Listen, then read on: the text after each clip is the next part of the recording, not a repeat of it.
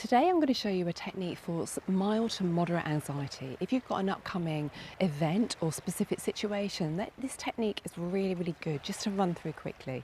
Now, there's a couple of things that I need you to do before I actually go through the technique, which are very quick and easy, hopefully. Often when it comes to anxiety, we are paying attention to what it is that we don't want to have happen about an upcoming event or situation. So for example, it's like, I don't want to feel anxious, or I don't want it to go badly. And that is part of what's actually feeding into the anxiety itself, the fact that we are thinking about what we don't want to have happen, and as a consequence we have to actually imagine that happening.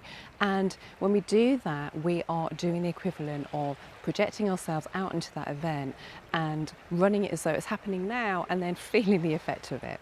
So the first thing I'm going to ask you to do is, whatever it is that you want to work on with this technique, just spend a moment thinking about if that event or situation went really successfully, just as you would like it to, then how is it that it would have occurred? What is it that you would have liked to have happened, both in terms of the outcome of the event and the practicalities of how you went about it, or how you perhaps interacted with others, or what you did or said, as well as how you were feeling actually during that situation or event. So just spend a little bit of time thinking, okay, if that was to go absolutely perfectly, what would I want it to happen? How would I like to be feeling? And a lot of the time in anxiety, people are like, well, I don't want to be feeling anxious. Well, if you don't want to feel anxious, how do you want to feel instead? A calm, resourceful, resilient, chilled out, relaxed, confident? Get the idea? So just spend a moment doing that, and then I'll see you back here when I'll actually take you through the technique. Okay, got it? Great. So I'd like you now to imagine that you have access, just humour me, to a time machine or an imaginary TARDIS. And with that successful outcome in mind, now I invite you to travel into the future. And you're going to be travelling way beyond the successful completion of that event. So 5-10 minutes after it's all over and done with, just as you wanted it to happen. So when you've got there, 5 or 10 minutes after the successful completion of that event, I want you to turn around in your mind's eye and see that event just having happened as you wanted it to, and you feeling exactly as you wanted to. Now from here, how do you feel? Most people report that after the event is finished, if they travel out in their mind, that actually they feel completely relaxed and good about it.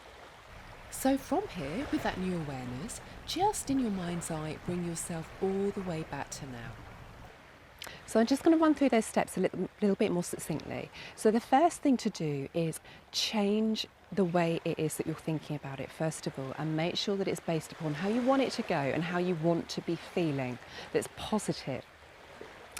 When you've got that, imagine yourself getting into your time machine, travelling into the future, well after the succession of events that led to the successful outcome of that situation.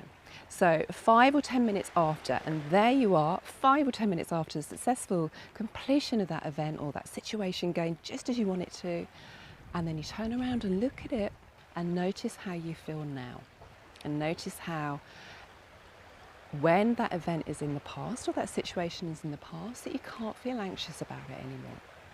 So there's two key elements to this. The first is what we call reframing, or changing how it is that you think about it, so that it's based upon what you want to have happen. And that way you're giving your focus to your unconscious mind in line with that. So it's paying more and more attention to, this is how I want to feel, this is how I want it to go.